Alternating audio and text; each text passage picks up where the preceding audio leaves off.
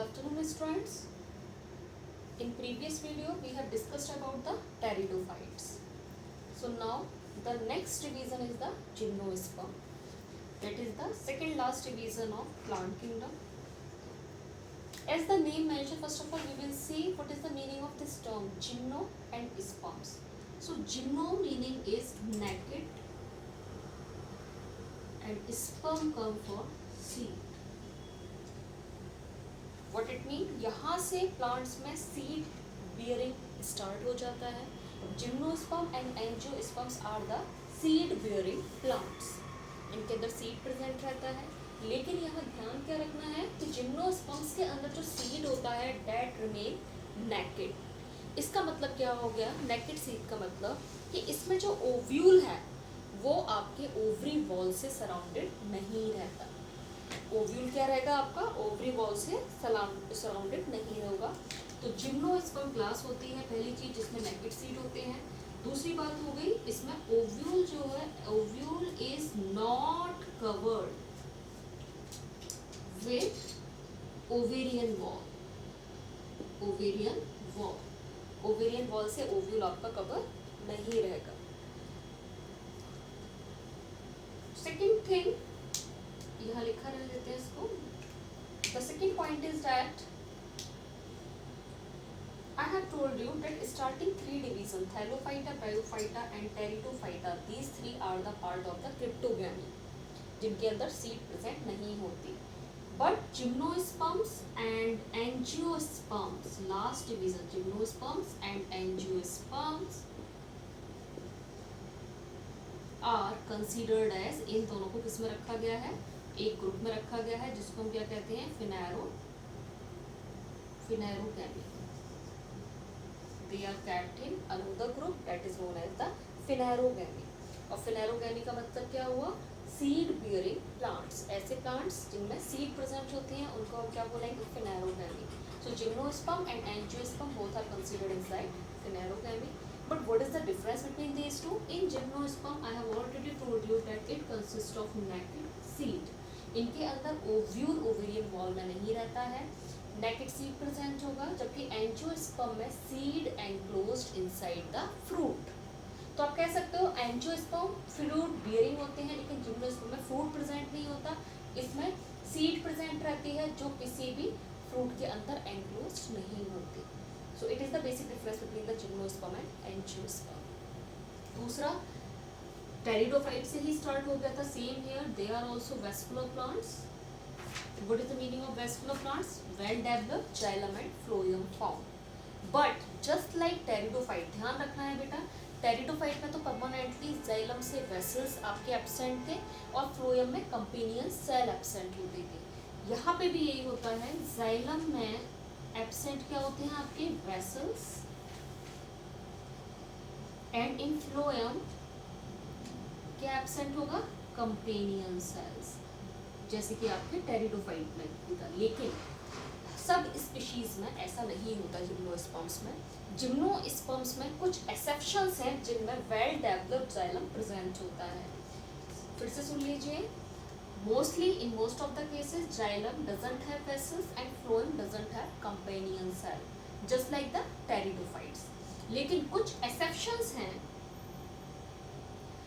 जो बोर्ड में तो नहीं पूछे जाएंगे, 11th में तो नहीं पूछे जाएंगे, लेकिन अगर आपका टारगेट नीट है तो बेटा हमेशा याद रखना किसी भी टॉपिक में एक तो बायो में क्या एक्सेप्शंस बहुत होते हैं और एक्सेप्शन से क्वेश्चंस भी बहुत बनते हैं नीट में.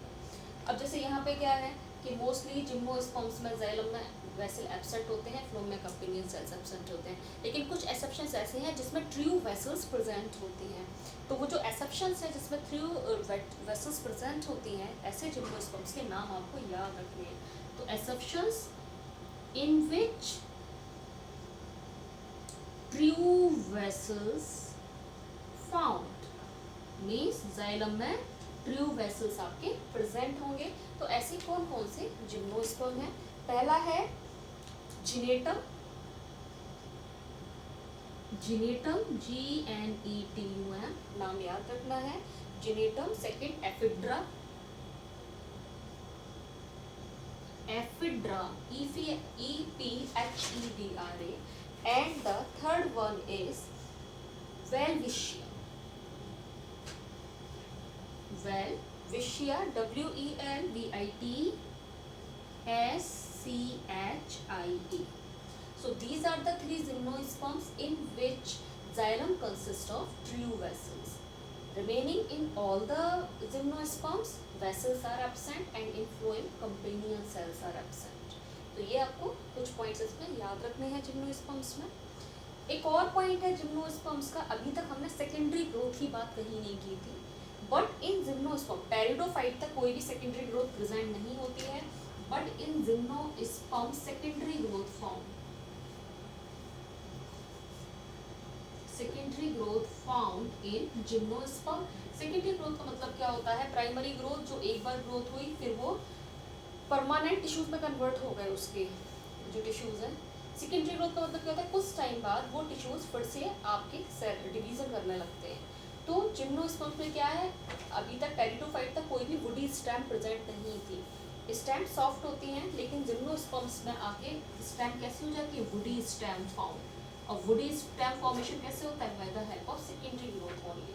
तो सेकेंडरी ग्रोथ कहाँ से स्टार्ट होती है? जिम्नोस्पर्म से स्टार्ट होती है.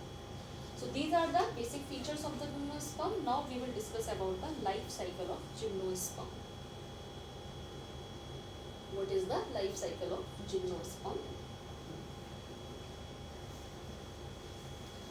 पहली चीज, अभी तक हमने ब्रायोफाइट्स की लाइफ साइकिल देखा, टेरिडोफाइट्स की लाइफ साइकिल देखा. Now we are going to discuss about the life cycle of gymnosperm. Gymnosperm की जो लाइफ साइकिल होती है वो डिप्लॉन्टिक होती है. डिप्लॉन्टिक का मतलब इसमें मेन फेज डिप्लॉयड होगी और डिप्लॉयड फेज मैक्सिमम टाइम के लिए होती है. इसमें बहुत थोड़े टाइम के लिए हैप्लॉयड फेज भी आती है, लेकिन वो रिड्यूस्ड फॉर्म में होती है. इसीलिए लाइफ साइकिल जो है जिम्नोस्पर्म की वो क्या है? डिप्लॉन्टिक टाइप की होती है.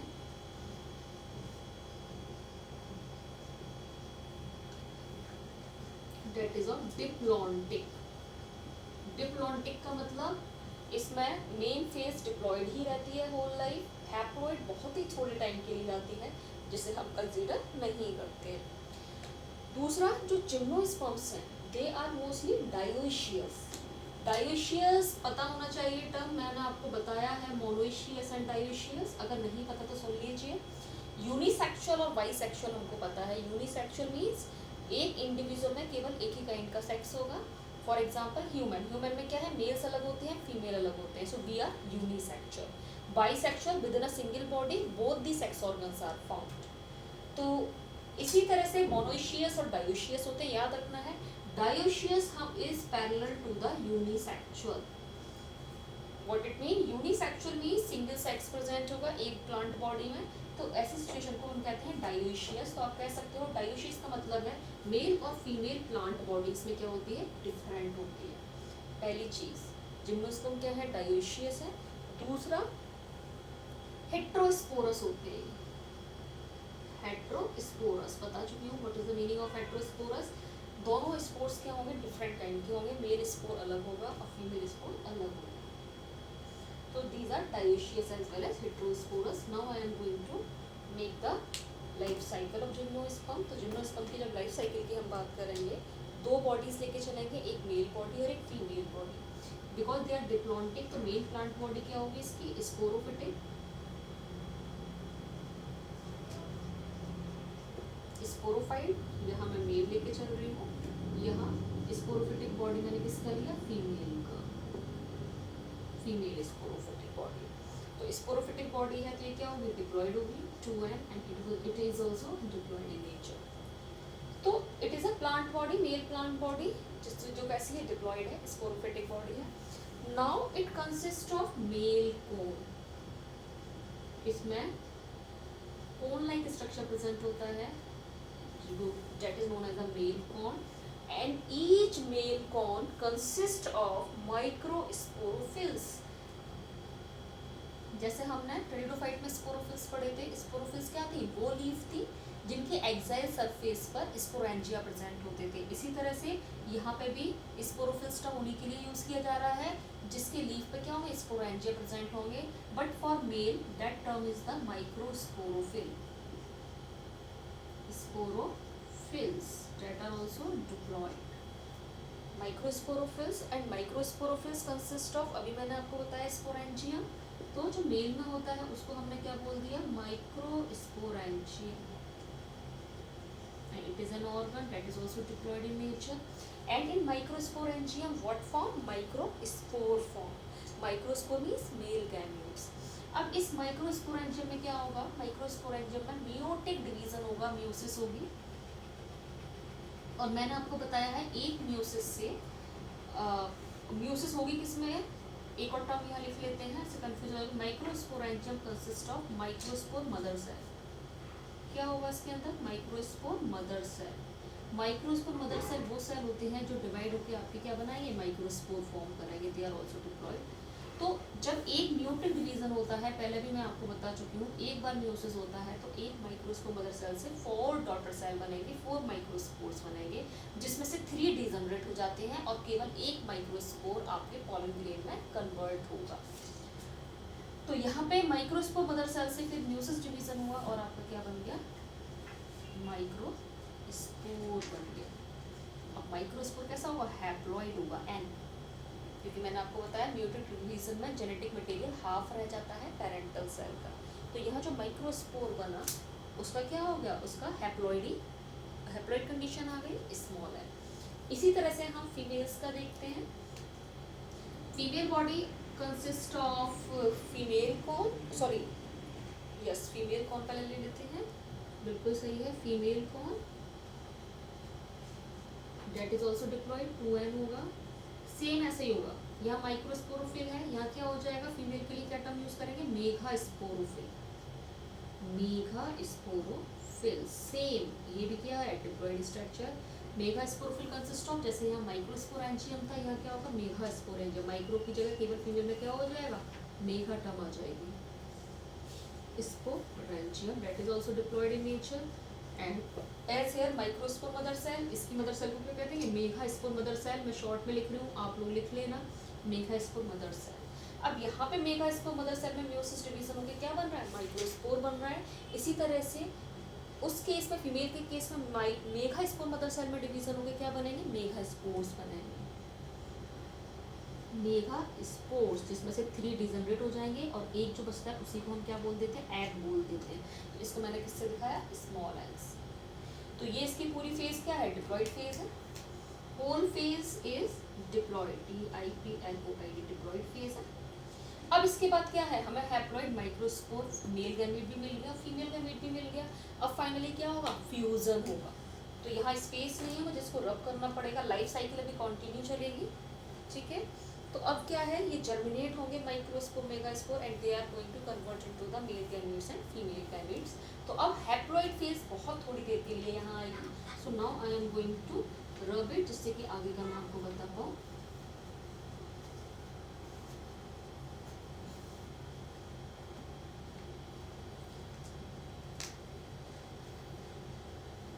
अब वहाँ पे हमें क्या मिला था, megaspore that is going to convert into the pollen grain. उसी से कोरिलेट करना है आपको, मतलब मेल गैमेटोफाइट कंडीशन आ गई, गैमेटोफाइट बॉडी बनेगा. अब मेल गैमेटोफाइट की जैसी बात हुई, वो कैसे हुई, हैप्लॉइड हो गई. And it consist of pollen grain, that is also haploid in nature. Gymnosperms की बात हो रही है, एंजियोस्पर्म्स की नहीं हो रही, कंफ्यूज मत होना. इसके बाद फिर फीमेल गैमेटोफाइट, फीमेल में क्या बना, female gametophytic body, gametophyte that is also haploid. And female gametophyte is going to produce the, बहुत ध्यान देना है यहाँ पे मैं क्या टर्म लिखने वाली हूँ. यहाँ एक जो फीमेल गैमेटोफाइट है वो प्रोड्यूस करेगा आर्चिगोनिया. ये आप कह सकते हो फीमेल गैमेटोफाइट जो है it consist of archegonium. Archegonium क्या है, फीमेल ऑर्गन है जिसके अंदर एग फॉर्मेशन होगा. तो फीमेल गैमेटोफाइट आर्चिगोनिया में कन्वर्ट हो जाता है. और बेटा फीमेल में जो गैमेटोफाइट है जिम्नोस्पर्म में, इसको हम एंडोस्पर्म भी बोलते हैं. That is also known as the endosperm. Endosperm आपने 10th में पढ़ा था, लेकिन 10th में कहाँ पढ़ा था, एंजियोस्पर्म्स के अंदर पढ़ा था, जब डबल फर्टिलाइजेशन की प्रोसेस होती है. उस सिचुएशन में एंडोस्पर्म क्या होता है, ट्रिप्लॉइड स्ट्रक्चर होता है. आप लोगों को शायद याद आ रहा होगा. लेकिन यहाँ पे एंडोस्पर्म कहाँ पढ़ रहे हैं हम, यहाँ पे एंडोस्पर्म, हम फर्टिलाइजेशन से पहले ही एक फेज आती है फीमेल में, फीमेल गैमेटोफाइट जो फेज होती है उसी को हम क्या बोलते हैं, एंडोस्पर्म भी बोलते हैं। तो याद रखना, जिम्नोस्पर्म में एंडोस्पर्म हैप्लॉइड होता है, लेकिन एंजियोस्पर्म में एंडोस्पर्म की प्लॉइडी क्या होती है, ट्रिप्लॉइड स्ट्रक्चर होता है। डबल फर्टिलाइजेशन में 10th में आप पढ़ चुके हो और अभी फिर से पढ़ोगे। केवल इधर इतना याद रखो कि जो फीमेल गैमेटोफिटिक बॉडी बनी है मेगास्पोर से, वो उसी को हम एंडोस्पर्म बोल देते हैं। And female gametophytic body consist of archegonia. हमने क्या पढ़ा था टेरिडोफाइट में, फीमेल जो ऑर्गन था जिसके अंदर एग बनता था, आर्चिगोनिया, और एंथीडियम किसको कहते थे, मेल को। अब यहाँ क्या है, यहाँ थोड़ा सा क्या इवोल्यूशन होता है जिम्नोस्पर्म में, यहाँ पे एंथीडियम नहीं होता, ठीक है, डायरेक्ट पॉलिन ग्रेन होते हैं, पॉलिन ग्रेन ही, और pollen grain consist of male gamete. तो यहाँ कोई भी एंथीडियम स्ट्रक्चर नहीं होता, लेकिन फीमेल में आर्चिगोनिया अभी भी प्रेजेंट रहता है।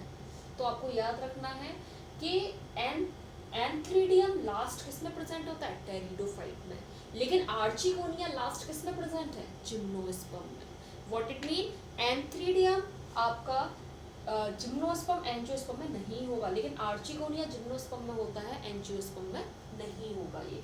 तो finally pollen grain is going to convert into male gamete that is small and archigonia consists of egg that is also small egg। अब इसमें क्या होगा, फर्टिलाइजेशन होगा।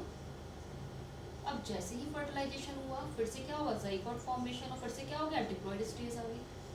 तो अब देखिए यहाँ पे हैप्लॉइड जो स्टेज है केवल बहुत कम टाइम के लिए होती है, दिस इज हैप्लॉइड, इसीलिए रिड्यूस स्टेज मानी जाती है, और इसको लाइफ साइकिल में कैसे मानी जाती है, डिप्लॉन्टिक लाइफ साइकिल मानी जाती है due to the reduce stage. अब यहाँ फाइनली क्या हुआ, ज़ाइगोट फॉर्मेशन होगा, और ज़ाइगोट से फिर से वही माइटोटिक डिवीजन होगा। इसमें म्यूसिस नहीं हो रहा, कौन सा हो रहा है, माइटोसिस। और माइटोसिस में जेनेटिक मटेरियल सेम रहता है, 2n ही रहेगा। एम्ब्रियो बनेगा, एम्ब्रियो भी आपका क्या होगा, डिप्लॉइड होगा। एम्ब्रियो फिर आपका किस में कन्वर्ट होगा, सीड में, सॉरी एम्ब्रियो कंसिस्ट किसके अंदर होगा, सीड के अंदर होगा, सीड फॉर्मेशन होगी, और फाइनली आपका क्या बन जाएगा, स्पोरोफिटिक बॉडी फॉर्मेशन हो जाएगी। तो फिर से एम्ब्रियो ने क्या बना दिया, स्पोरोफाइट बॉडी बना दी, 2n। तो ये पूरी स्टेज फिर से क्या हो गई, डिप्लॉइड। तो व्हाट इट मीन, जो जिम्नोस्पर्म की लाइफ साइकिल होती है वो कैसी होती है, डिप्लॉन्टिक होती है, due to the diploid phase in life cycle. और हैप्लॉइड फेज जो होती है वो बहुत ही रिड्यूस होती है, बहुत कम टाइम के लिए होती है। तो it is all about the gymnosperm. एक और पॉइंट बेटा जिम्नोस्पर्म में याद रखना है, बहुत सारे जिम्नोस्पर्म्स जो होते हैं उसमें पॉली एम्ब्रियोनी कंडीशन प्रेजेंट होती है। पॉली एम्ब्रियोनी कंडीशन का मतलब क्या होता है, वैसे हमारा क्या होता है, एक सीड के अंदर एक ही ओव्यूल होगा, एक ही ओव्यूल फॉर्मेशन होता है, और लेकिन पॉली एम्ब्रियोनी सिचुएशन में क्या होता है, एक ओवरी के अंदर एक ओव्यूल होगा, लेकिन पॉली एम्ब्रियोनी का मतलब हो गया multiple ovules are found in single ovary. तो उस सिचुएशन को पॉली एम्ब्रियोनी कंडीशन कहते हैं। पॉली एम्ब्रियोनी कंडीशंस की वजह से ही क्या होता है, किसी भी फ्रूट में मल्टीपल सीड प्रेजेंट होते हैं। फॉर एग्जांपल आप लेमन की बात करोगे, लेमन में क्या है, मल्टीपल सीड होते हैं due to the presence of poly embryony.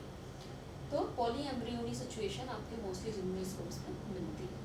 It is all about the gymnosperm. Cycas, Pinus, ये कॉमन एग्जांपल है जिम्नोस्पर्म्स के जो आपको पता होने चाहिए, Cycas and Pinus, they are the gymnosperm. So now in next video we will discuss about the angiosperm.